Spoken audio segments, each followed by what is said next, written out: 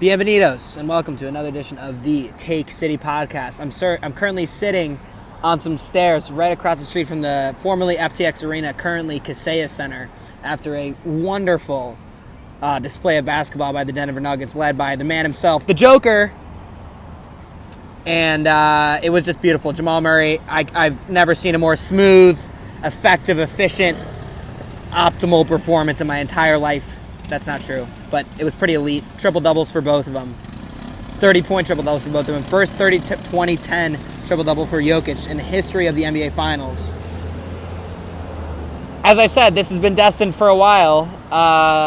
The question is, does it go 5 or 6? And I'm sticking with 6. I've been saying it. I said it before the series. I said it midway through the series, and I'm saying it now. This series is currently midway through the series if we're sticking with that prediction. 6 games. And last night was really a fun game. I was in attendance down in the lower bowl. Got a good sense of the crowd. Everybody. The craziest thing about these Miami fans, they literally 6-7 minutes left. It's like a 10-point game. Everybody's dipping. This is the NBA Finals, mind you, not the 30th game of the regular season when things are winding down, or 30th home game of the regular season when things are winding down. No. NBA Finals, big fucking game, 1-1 in the series, and they decide, let's drive home, beat the traffic. Unbelievable, despicable performance from a fan base that I would never want myself or my children or anybody in my family to be a part of.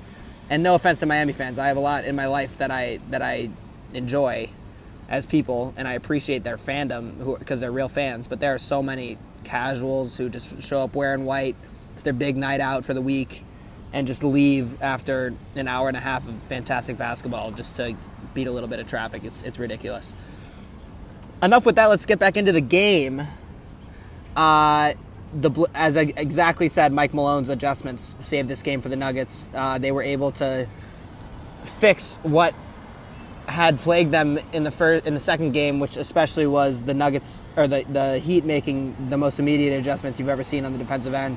As soon as they would call something out, the Heat would switch their defense to mold kind of whatever the Nuggets were aiming to do, especially with Jokic and Murray. Good game from Aaron Gordon, not great, but MPJ should not be on the floor for the rest of the series. I believe firmly in that take. He is unplayable, completely unplayable. He can't hit a shot, and he doesn't do anything else. He should not be on the floor for the rest of the series, for the rest of this season. It should be Bruce Brown, and especially it should be Christian Brown, because that man is a hooper. Period. Hooper. A lot of thoughts from this game. I met Mike Miller, which was dope. One of the best agents in the game right now. And then there's always some cool Miami fans and some cool Nuggets fans as well. Shout out the White family.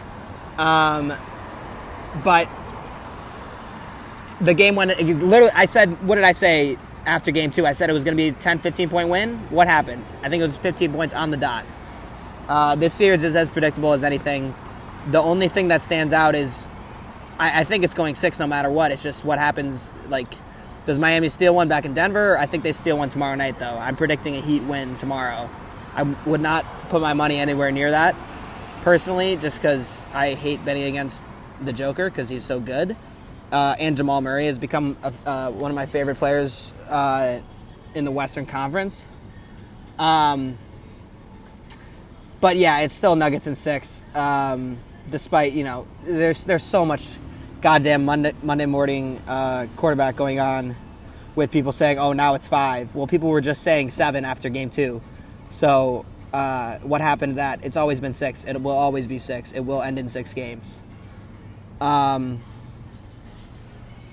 That was a lot to fire at you pretty quickly. So into more individual stuff.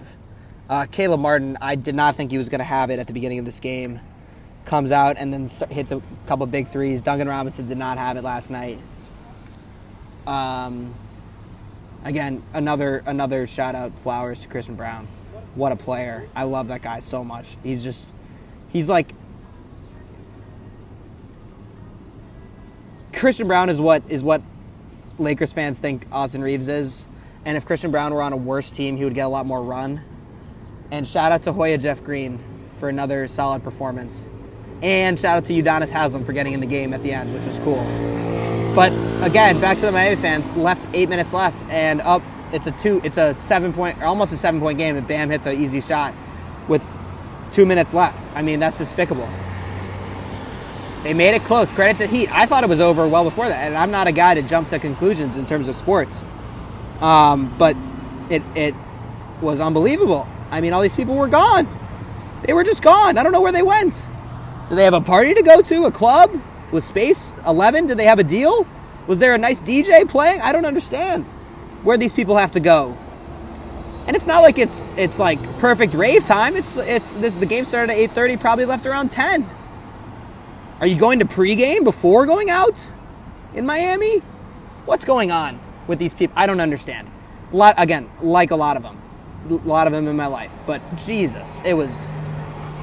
Don't mean to say the Lord's name in vain, but wow, that was an unbelievable performance. Not from the Heat, from their fans in terms of being just a bad fan base. And I flip-flop back and forth on whether it's a bad fan base, a good fan base, or just a not great fan base. And I'm teetering between good and bad because I meet the people I meet who talk about the Heat are very knowledgeable about their team. But then when I'm at the game and I see all these scumbags rolling around in white linen, they've never seen basketball or touch one before in their life, and they're leaving 10 minutes early. It kind of gets me angry because there's a lot of real fans who should be in those seats. Boston, that doesn't happen. Chicago Bears games, you won't see people in linen leaving with 10 minutes left in the fucking fourth quarter. So that was my rant on the Heat fans. I kept it fair, I think. Great Game 3. Game 4 coming up. I think it's going to be more of the same, but it's just if the Heat have a little bit more fight, hit a couple more shots. They shot like absolute shit last game. So again, the thing with this Heat team is they'll shoot like shit one game, they'll come back and they'll shoot 55% from 3 the next game. So watch Kevin Love hit about 6 threes next game. Sorry if there's any background noise. I'm on the road, or I'm nearby the road. Watch Kevin Love come out and hit the playoff record for 3-pointers next game. Some shit like that will happen, and the Heat will find a way. So my prediction is Heat win Game 4, go back to Denver 2-2. That's what I said before last night, and I said the Nuggets were going to win. So put your money on it.